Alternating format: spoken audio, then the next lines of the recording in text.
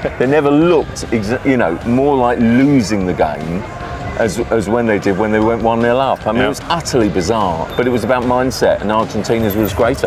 You've got the best part of 20 minutes there to hold out against an Argentinian side whose whole World Cup has been defined by miraculous last gasp comebacks. Yeah. It was 5 minutes away from working here. Is there an element of this method has been working, it was just 5 minutes too short this time?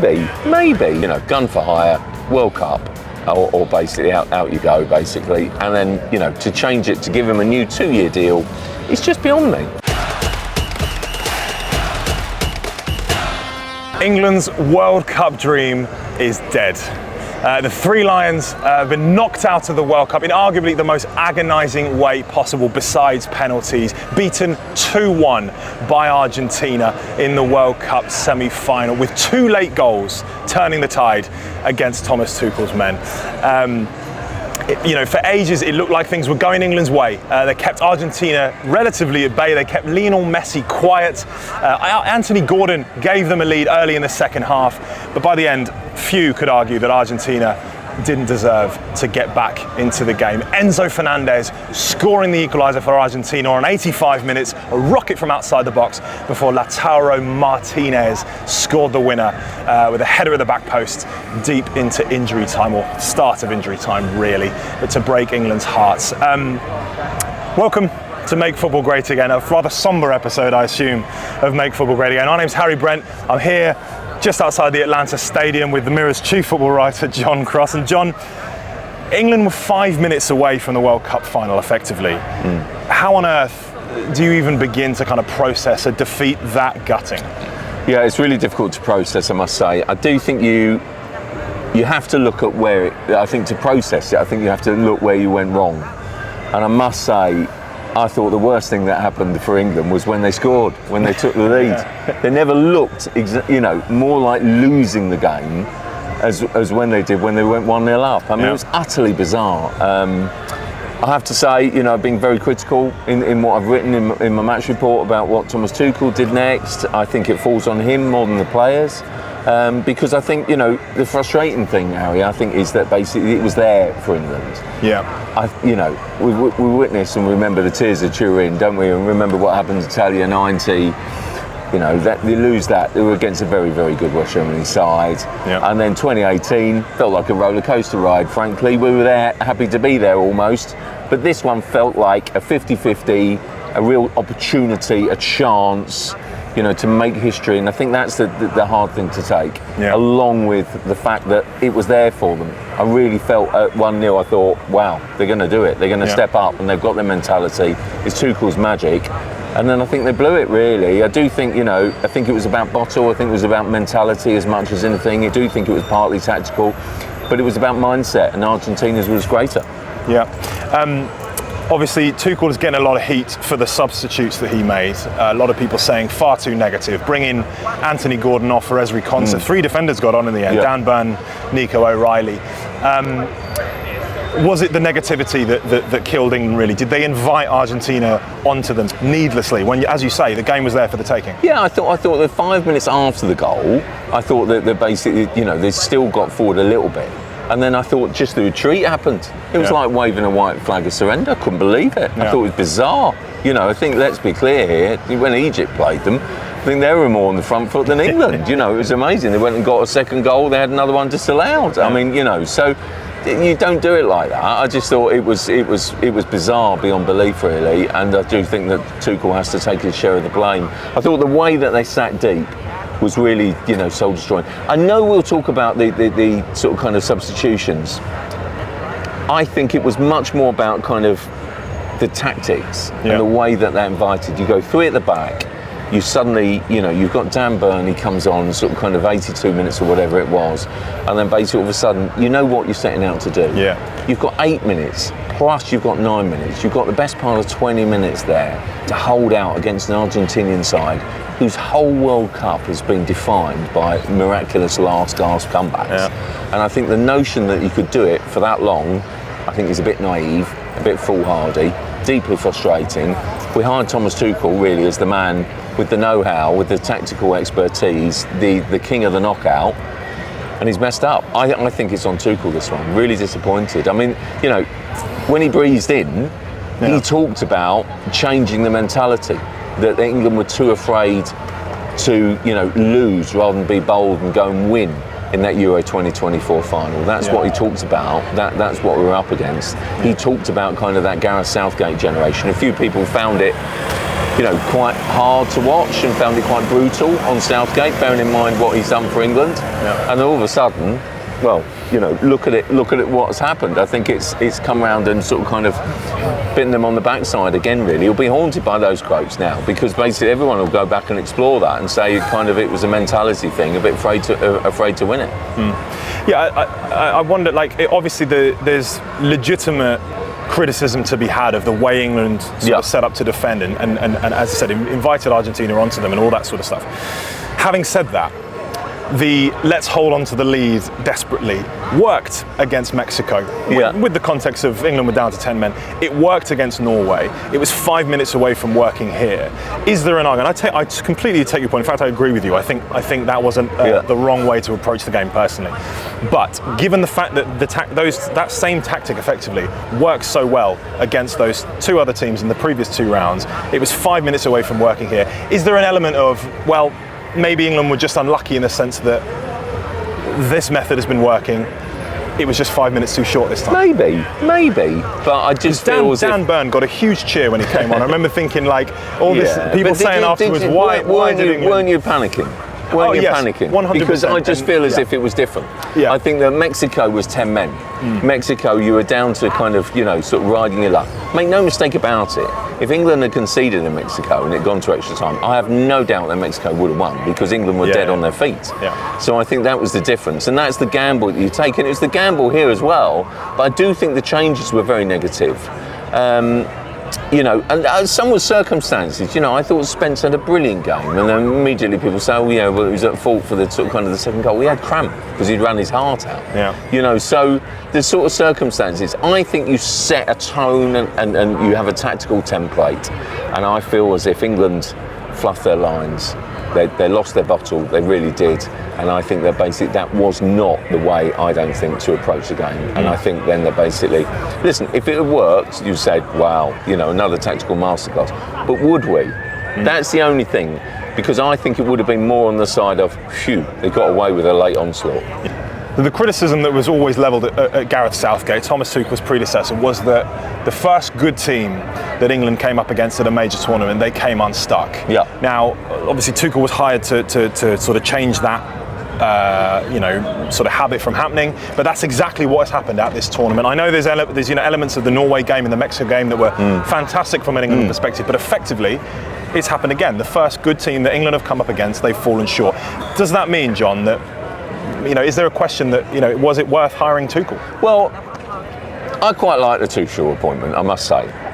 But I did think it was a mistake then to extend the contract. Been very clear about that. Because does it change your attitude and your mentality if he knows that, you know, this was kind of win or bust for the World Cup? I think it does. And I think it would have changed his mentality in choosing a squad, for example, you know, but might have been more adventurous, because it's win or bust. Everything's on this, and then basically that, I think, you know, is significant. I don't quite understand why they changed that attitude to go from, you know, he's hired for, you know, gun for hire, World Cup, or basically out you go, basically, and then, you know, to change it to give him a new 2-year deal, it's just beyond me. I just don't get it, and I think now a lot of people will be going, well, okay, is it a good idea that he's got another 2 years? Because if he's the same as Southgate, basically, that they wanted to move on from Southgate. I think Gareth Southgate did a brilliant job for England, absolutely sensational, and rebuilt the foundations and our football and identity and courage again. And blimey, Wonderwall's now playing in the background there, rubbing salt in the wounds. But I do feel as if, you know, I think they've made a mistake with the extra 2 years. You know, I've been very clear on that. You know, but the FA sort of kind of said, oh, they really like the way he's working. And listen, he's done a good job. I didn't think they'd make the semi-finals, if I'm brutally honest. So he's done well, you know, but where do we go from here, you know? Well, that's the golden question. What does this mean for Thomas Tuchel's future? You said, after the DR Congo game, you think that's his job safe? Yeah. Do you still think that way, given the sort of fallout of this result? 100%, yeah, 100%. Yeah, I think that basically, there's no question in my mind. He's signed on for 2018. Yeah. There's no doubt in my mind that he stays, he wants to stay, and then basically otherwise he wouldn't have kind of signed that contract. I think there was always an element of that extension because they didn't want the kind of that playing out in the background. Every press conference to be asked, are you going to stay? What about your future and that sort of stuff. Yeah. So I think there's an element there, but even so, I still feel as if, I don't know whether it entirely, is going to be convincing for the long term, really. Yeah. Tuchel, as we know, has a bit of a history of combusting in jobs. Doesn't always last for the long haul. Stay the longest, does so he? I kind of think, when the chips fall basically after this and everyone sort of kind of digests, I'll be quite interested to see where he thinks this is all going, really. Yeah. Let's get your player ratings then from the game. So we'll go through, as we usually do, the starting lineup, and we'll maybe get the subs as well. Jordan Pickford. Well, I thought he made some super saves, a couple of amazing saves. Big ones, But I didn't think he was at fault on the first goal. But, that is the accusation a little bit. It wasn't in the corner, was it? It wasn't in the corner. But it was strong and powerful. So I think that's, I think then basically that would be the thing, really. So I'm going to give him a 7 still. But I think it was a hell of a hit. Yeah. Reece James? Thought it was okay, 6. Thought we got into good positions. Didn't always necessarily utilise them. Yeah. What about John Stones? Class again, 7. I thought he played really well. Yeah. Mark Gay? Again, 7. I think really. I thought he did really well. Djed Spence? Well, I would give him my England man of the match. I thought it was absolutely outstanding. The way that he battled, he set the tone early on. He fought for every ball. He fought and won that tackle. There was a tackle in the second half. It was amazing. Oh, yes, absolutely. The last I mean, it was brilliant. Yeah. And he celebrated like a goal. So it was fabulous. I thought it was brilliant. So I loved that, and I thought that was amazing. He's an up and down tournament, isn't he? But ended it very, very strongly. Elliot Anderson. Thought it was great. Really 7. So I know it kind of he got booked, I think, and. I think maybe affected him a little bit, but I do think that generally, I think he was marauding across midfield to good effect. Yeah. Declan Rice? 6. He played a part in the goal, so I thought that was, to be honest, that was okay. Yeah. But I didn't think it was his, I wonder whether he was completely recovered from the sickness he had. Yeah, of course, that obviously affected the build-up massively. What about Jude Bellingham? Jude Bellingham, blimey, it's 7 or 8 really. I do think he was in the zone. He was really good, I think. Yeah. So, between that, maybe 7.5, as the Italian papers always do. What about Anthony Gordon, England's goal scorer? Yeah, I thought I'll give him a 7. He worked so hard. Yeah. I think that was the biggest thing, really. I thought he was great, really good, really good. What about Morgan Rogers? As a surprise inclusion in the lineup on the right-hand side. What would you give him? Well, I thought 6 really. I thought his assist, his cross was brilliant, top class. But I don't know whether he completely solved the right side of the issue.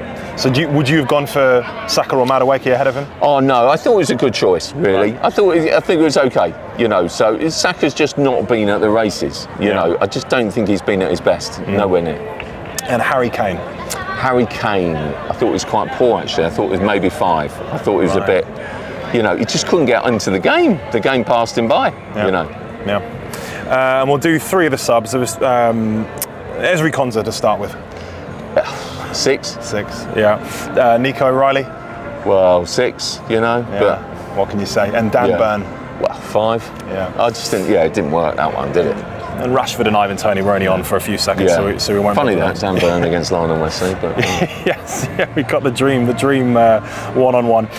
After the game, the Argentina players were seen celebrating with a flag that read "Las Malvinas son Argentinas," which means the Falklands are Argentinian.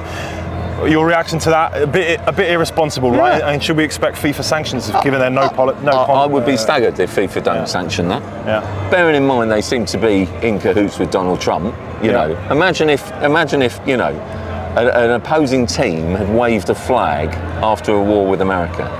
Yeah. I mean, seriously? Well, quite. Yeah. I mean, so I'll be interested to see I do expect some action there. I mean, we have done our very best to kind of veer the conversation away from that, because we've got. It shouldn't be about that, and I thought that was really disappointing and irresponsible. There's a lot of English-based players within that group that's sort of holding that flag. Well, so I'll be interested to see what FIFA do, really, because I think the onus is on them now. They took strong action against other things, and honestly, think about that for a second. I'm quite annoyed about it, really, because I think that basically, if that was, something against America in similar circumstances, you can bet your bottom dollar like a pro-Iranian flag or something along those lines. I bet you something would be done. So come on then, FIFA, what are you going to do? Yeah, well, to set the tone with Balogun. So. Yeah, well, exactly. John, you've obviously seen England go out in a lot of major tournaments that you've reported on. Where does this one rank in terms of hardest to take? I think it's right up there. I think it's probably the worst. I think the pain feels the worst. Listen, I was watching almost, many years ago, sort of Italia 90, and then basically, you're playing against a really good West Germany team. I think, the Euros, it's hard to watch, really disheartening, particularly at sort of kind of at Wembley and Italy. Last year, sort of kind of a couple of years ago, rather, sort of kind of at Euro 2024, Spain was hard to take. But in World Cups alone, I think this is far, far worse than 2018. I'll tell you for why. I just think as if England sort of went on a ride there and then basically was sort of happy to be there. It was most unexpected. This was a 50-50 game. Argentina were there for the taking. Argentina are not what they were. Argentina sort of kind of, fired by Messi. This was an opportunity. You go ahead. And it's what might have been. And I think the last thing you want to do is end a game with regret. I think England will end the game with huge regrets. And I think that's why I think this is by far the hardest one to take, the worst one to take. And I think it's really difficult, to move on, from that. I think it damages Thomas Tuchel as well. I really do. I think that's the issue for me. And I think they will regard it as a wasted opportunity, one that was within their grasp, and they let it go. Moving on to some slightly more positive talking points regarding Argentina. We didn't see a lot of Lionel Messi until we did. He sprang into life in the second half, created both goals, and just as he did against Egypt, when Argentina were losing, he dropped a little bit deeper, drifted out wide, started orchestrating stuff. Just a word from you on Lionel Messi. He's got to be favourite to win. With Jude Bellingham out, Kylian Mbappe out now, he's got to be favourite to win the World Cup Golden Ball, which would be his third win if he gets it. That would be amazing. That's unprecedented. That's incredible, isn't it? Absolutely, yeah. It'd be incredible, really. And then also, does he get voted to the best player again? I don't know, I mean, it's 2 assists today. Obviously the first one wasn't, wasn't in the same league as the first, as the second one rather. But it's absolutely, it was a layoff. But it still counts and gives him sort of kind of extra. And could have had more assists if Argentina had their shooting boots or their heading boots on. Absolutely, I mean, he did spend most of the game playing walking football. And then basically, as previously discussed. But then, you're right. He comes alive and basically sort of kind of, delivers when they need him most. And that's the magic of Messi, isn't it? Yeah. What's next for England then? I mean, obviously we've got the 3rd and 4th place playoff against France to come. But where does this sort of leave the team? Will there be a period of reflection now? Is this Harry Kane's last World Cup? Is there going to be a changing of the guard, changing of the captaincy? What do you think's in store for England? Yeah, I do think that's one, because I think while I think Harry Kane will still be at the peak of his powers for the Euros, the next World Cup, 4 years older, what would be 36, so I think it's one. I mean, Messi's captain, their talisman, their leader, so who stops him, let's be honest, Harry Kane is our Lionel Messi at times. It certainly wasn't that today, but I do feel England need to solve a few things. The centre forward, who's going to be sort of kind of the next Kane, because there's certainly not one at the moment. I think that's a big issue. Goalkeeper, I wonder, I wouldn't mind betting we'll see a change of goalkeeper before the next Euros. James Trafford, I think. So I think it'll be quite interesting to see where we move on and what we learn from here. But I know these are sort of early and reflections, and sort of it feels quite raw. But I think for some of the players, it's still early days, like Bellingham and so on. But for a lot of them, I think they'll basically think this is a This is hard to take because it's such a wasted opportunity. Yeah. Let's be absolutely clear, this is not a classic Argentinian team. It's a patched up team. The fullbacks particularly poor. And then basically they're really struggling, but they find a way. But if you want to beat one of the best teams in the world, you wouldn't have too many better opportunities than this. Yep. Well, I mean, that says it all really, but ending on a slightly disappointing note, but hey, that's the nature of the business. John, absolute pleasure. Thanks for being here. Thanks for joining us. So England are out of the World Cup. There's no dream ending to the tournament for the Three Lions. Argentina advance to the World Cup final where they'll face Spain. Lionel Messi versus Lamine Yamal. What a prospect that is. But for England, it's heartbreak and home. Until next time, keep making football great again.